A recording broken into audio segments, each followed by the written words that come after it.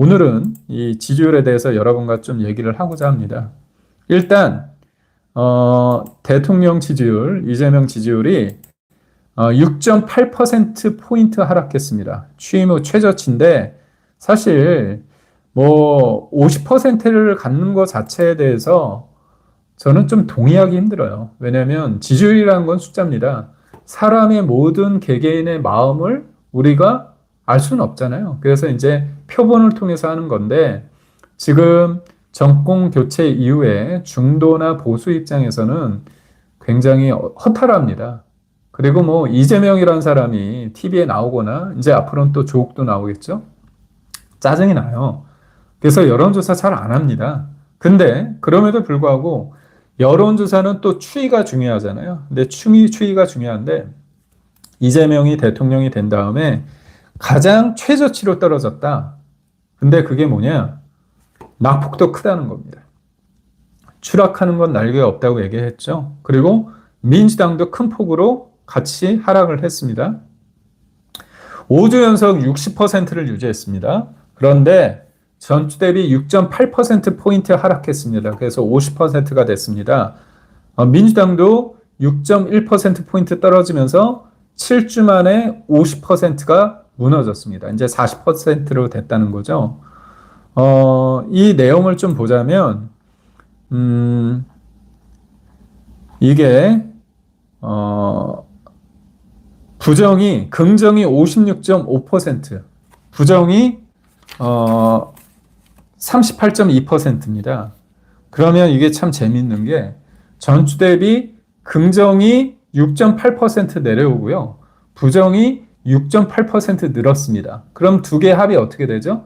6.8, 6.8이니까 13.6%포인트가 어떻게 봅니까? 상대적으로 내려오고 부정은 올라가고 긍정은 내려오고 부정은 올라가죠.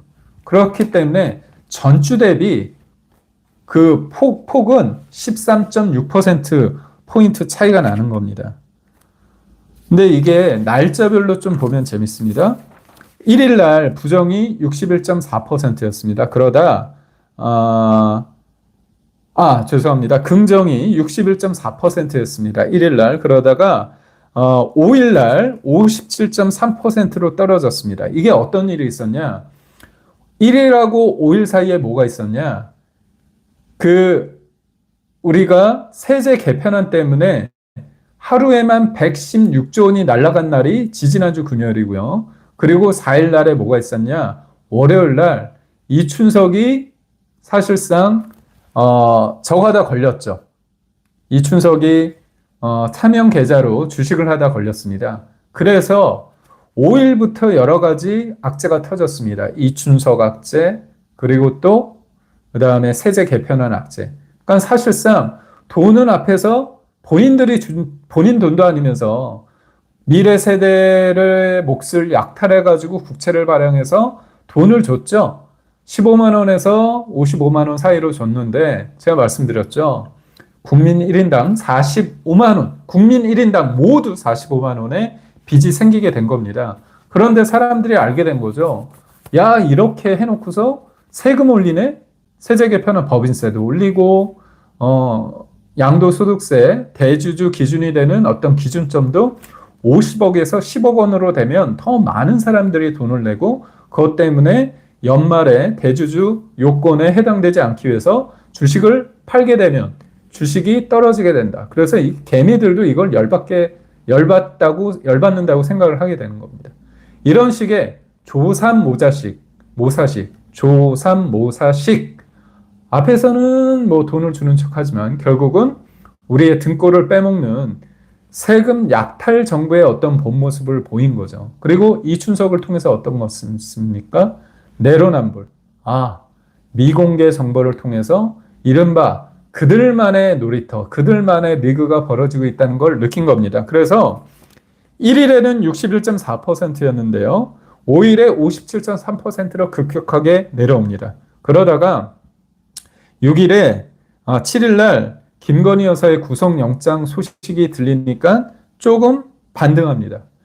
이러기 때문에 이재명이 세 가지 특검을 통해서 전 정부를 탈탈 털어가지고요. 뭔가 재어나요. 그러다가 지지율이 떨어질 때 감 빼먹듯, 꽃감 빼먹듯 이렇게 언론에 노출을 시켜가지고 지지율 관리를 한 겁니다. 그래서 특검은 굉장히 정치적이라고 할 수 있는 거죠. 그리고 8일 날 광복절에 조국 사면이 뭔가 포함이 된다 했을 때 다시 또 지지율이 떨어집니다. 그런데 제가 여기에서 드리고 싶은 말은 뭐냐면 지난주 지지율의 추이가 한 단계 팍 떨어지지 않았습니까? 근데 본격적으로 윤미향이 언급되고 그다음에 지금 이 황당한 국민들 대상으로 대국민 선전포고를 하는 황당한 사면이 현실화되지 않았습니까? 그렇다면 지난 주말부터 해가지고 앞으로의 이번 주의 상황을 봤을 때 그리고 또 끊임없이 추미애가 등판하고 끊임없이 또 정청래가 등판해서 내란 하면서 야당에 대해서 겁박하고 본인들이 모든 걸 다 가진 듯한 그런 오만과 독선의 모습을 취하면서 그리고 기업들 발목 잡고 반시장 친노동 정책을 쏟아내고 관련 노란봉투법이나 이런 부분도 다 이제 현실화되는 거 아닙니까? 그런 걸 봤을 때 이제 사람들이 질린다는 거죠. 질린다는 겁니다. 그래서 요번에 보면 대구 경북에서 무려 18.0%포인트, 18.0%포인트. 그 다음에 부산, 울산, 경남은 17.4%포인트가 떨어졌습니다. 굉장히 크게 떨어진 거고요. 그렇다면 이 떨어진 부분에 대해서 심각하게 볼 지점이 뭐냐면 진짜 악재가 아직 고스란히 현실화되지 않았다. 그래서 지난주를 반영한 오늘의 이 여론조사에 비해서 이제 이번 주에 악재가 점점 현실화되고 사람들이 느끼는 거죠. 아, 이재명이라는 인간 모두의 대통령, 평범한 시민의 나라를 만들겠다고 하고 기업을 위하는 척 했는데 그리고 증세 없다고 했는데 알고 보니 어떻게 합니까? 본격적으로 증세를 하고 앞에서는 돈 나눠준다고 하는데 알고 보니 세상에 공짜가 없다는 걸 국민들이 새삼 느끼게 되고 또 그럴싸하게 본인들이 정의롭다고 하는데 알고 보니까 어떻습니까? 20, 30대 젊은 사람들이 가장 중요시하는 공정과 정의를 다시 한번 걷어차서 조국을 수호하고자 하는 그런 이재명의 작태를 보면서 이런 정부, 민낯을 보게 되는 겁니다. 그리고 또 뭡니까? 이재명이 돈을 싹 뿌렸잖아요. 자기 돈도 아니면서 생색내면서. 그래서 소비를 많이 했습니다. 그래서 사람들 입장에서는 그래도 뭐 돈이 들어오니까 이 마음이 약간 누그러진 면이 없지 않아 있는데 그 효과가 전혀 반영이 안 되는 겁니다. 돈을 뿌렸죠. 물론 지방선거 앞두고 또 여러 가지 이유를 달면서 경제가 어렵다, 민생이 어렵다 하면서 돈을 또 뿌려댈 겁니다. 하지만 국민들이 냉정해지고 똑똑해져야 됩니다. 한 번 속고 두 번 속으면 속이는 사람, 사기꾼이 나쁜 놈이지만 세 번 속고 네 번 속으면 사기를 당하는 사람도 문제입니다. 국민이 똑똑해야 돼서 그래서 요번에 지지율을 봤을 때 어떤 의미냐? 추세가 확 꺾였다. 그리고 낙폭도 크다. 그리고 돈까지 뿌려가지고 마사지를 하려고 했는데 그게 되지 않았다. 그리고 근본적으로 사람들이 냉정하게 생각하기 시작했다. 근본적으로 이재명이라는 사람, 이재명 정부와 민주당에 대해서 생각을 할 수밖에 없다. 세금 약탈 정부라는 거, 그리고 반헌법 포퓰리즘 정부라는 걸 느끼기 시작하는 겁니다. 반헌법이잖아요. 오로지 이재명이 대통령이 됐다고 해서 모든 재판을 함부로 중지시키고 그리고 재판을 중지시키는 걸 넘어서 재판 자체를 없애기 위해서 공소 취소하겠다는 그런 작전을 하나하나 채우고 있고 대법원에서 유죄 취지 파기환송이 됐는데도 불구하고 대법원장을 끌어내리고자 탄핵과 특검을 운운하고 끊임없이 쥐기현 판사를 쥐락펴락하고 있고 그 다음에 특검이 영장을 발부해 주지 않는다고 특별재판부를 만들겠다고 겁박하고 그러니까 본인들이 뭡니까? 입법부하고 사법부, 행정부에 대한 견제와 균형이라는 거는 이들 머리에 없는 겁니다. 입법 권력을 가지고 행정부를 장악을 하고 끊임없이 사법부도 뒤흔들고 쥐락펴락 하려고 하는 이런 행태를 보면서 사람들이 어떻습니까? 그렇다면 이 사람들은 어떻게 합니까? 입법 권력 플러스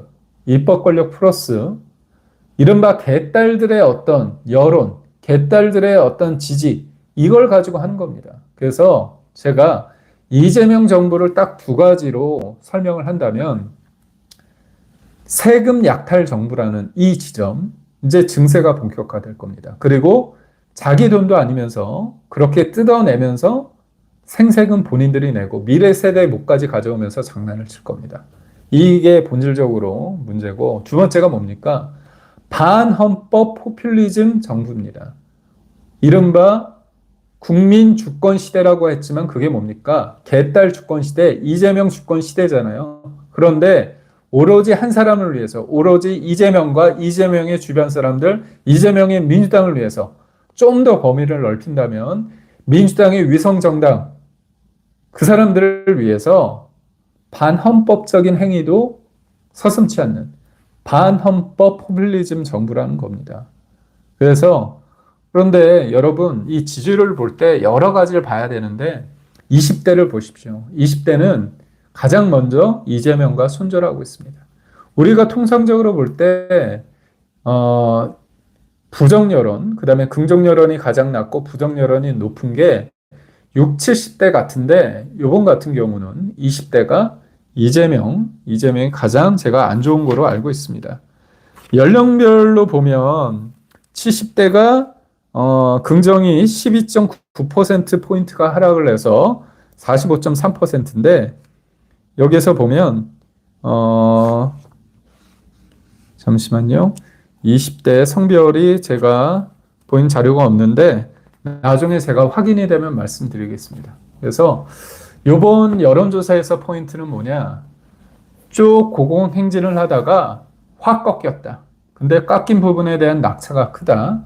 그리고 또 돈을 풀었는데도 불구하고 낙차가 크다. 그리고 저는 여론조사를 어떻게 생각하냐면 악재가 쌓이다가 악재가 반영이요.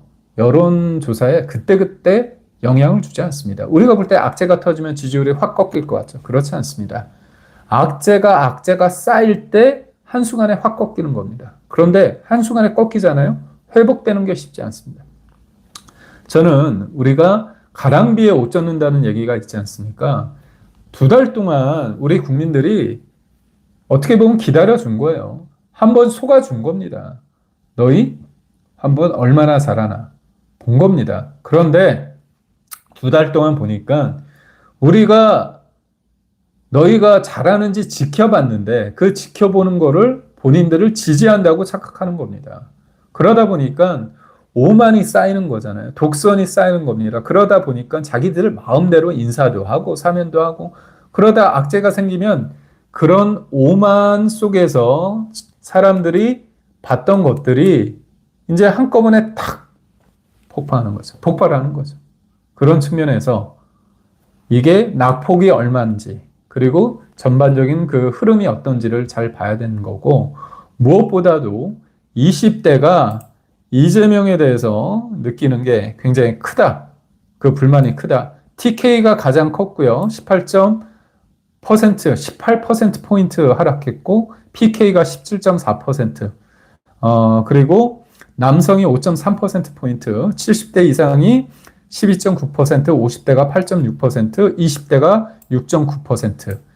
하락폭은 70대가 크지만 전반적으로 부정평가는 20대가 크다는 점을 말씀드리고요.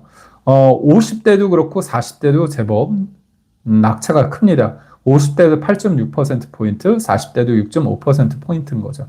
보수층이 9.7%포인트, 그리고 중도층이 6.6%포인트입니다. 그래서 오늘 제가 드리고 싶은 말씀은 조국 사면, 윤미향 사면 여러모로 짜증도 나고 그렇지만 이게 결국은 이재명이 현실 파악, 현실에 대한 감각이 무뎌지는 겁니다.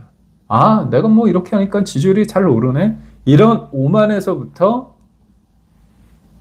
레임덕, 이 종말의 서막이 제가 볼 때 이게 시작이 된다고 봅니다.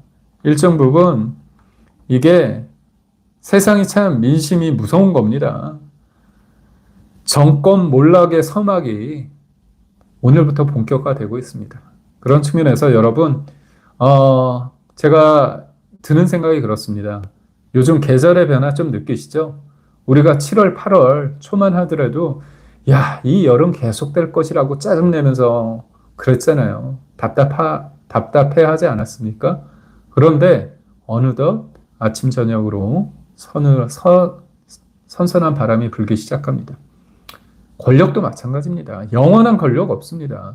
영원한 권력이 있기 위해서는 오만과 독선이 이루어지면 안 되는데, 오만과 독선, 누구보다도 얘네들이 하는 게 뭡니까? 본인들이 정의롭다고 하는 그 착각과 오만과 독선이 있지 않습니까? 그래서 저는 오늘의 조국의 사명과 윤미향의 사명, 이 집단적인 사명, 이게 도리어 우리한테 반등의 계기, 우리가 결집하고 우리가 이재명 정부의 생명줄을 줄이는, 어떻게 보면 그런 정권 몰락의 서막이 될 수 있다. 레임덕이 본격화될 수 있다. 저는 생각하고요. 사면을 한 조국의 역할, 제가 볼 때 저는 기대합니다. 조국이 어떤 사람입니까? 그리고 추미애와 정청래가 또 등판하고 있습니다. 그런 측면에서 오늘의 상황 조금 다른 관점에서 한번 여러분과 얘기를 했습니다.